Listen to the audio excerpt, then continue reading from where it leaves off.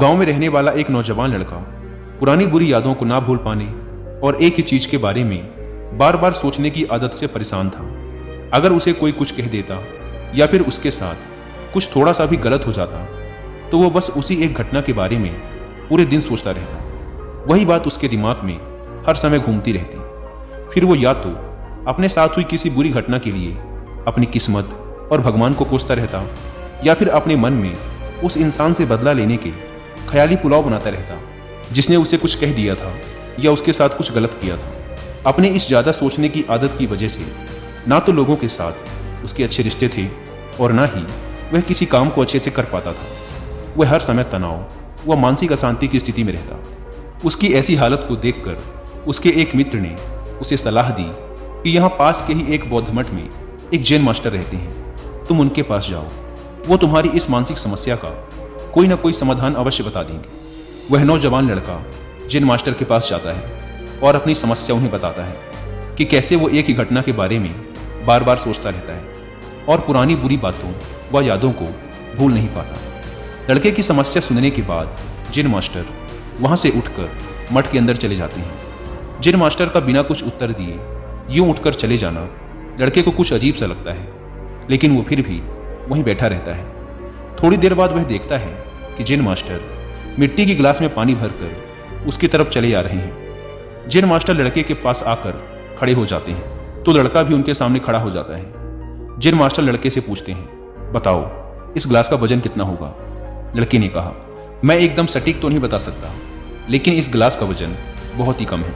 अब जैन मास्टर ने गंभीर होकर कहा, मेरा प्रश्न यह है कि अगर मैं इस गिलास को थोड़ी देर तक ऐसे ही पकड़कर खड़ा रहूं तो क्या होगा? लड़के ने कहा, कुछ भी नहीं होगा। जैन मास्टर ने फिर पूछा, अगर मैं इस गिलास को इसी तरह 1 घंटे तक पकड़ कर रखूं तो क्या होगा? आपके हाथ में दर्द होना शुरू हो जाएगा। लड़के ने कहा। जैन मास्टर ने फिर प्रश्न किया, अगर मैं इस गिलास को ठीक इसी तरह पूरे दिन पकड़ कर रखूं तब क्या होगा? आपके हाथ में बहुत ही भयंकर दर्द होना शुरू हो जाएगा। आपका हाथ सुन्न भी हो सकता है, आपकी मांसपेशियों में भारी तनाव आ सकता है और यहाँ तक कि आपके हाथ को लकवा भी मार सकता है। लड़के ने गंभीर शब्दों में कहा। जैन मास्टर ने कहा, बहुत बढ़िया, लेकिन क्या इस दौरान गिलास का वजन बदला? लड़के ने कहा, नहीं, वजन तो नहीं बढ़ा। तब भला हाथ में दर्द और मांसपेशियों में तनाव क्यों आया? जैन मास्टर ने पूछा। बहुत समय तक पकड़े रहने के कारण, लड़के ने जवाब दिया। जैन मास्टर ने फिर प्रश्न किया, अब इस दर्द से छुटकारा पाने के लिए मैं क्या करूं? गिलास को नीचे रख दीजिए। लड़के ने कहा।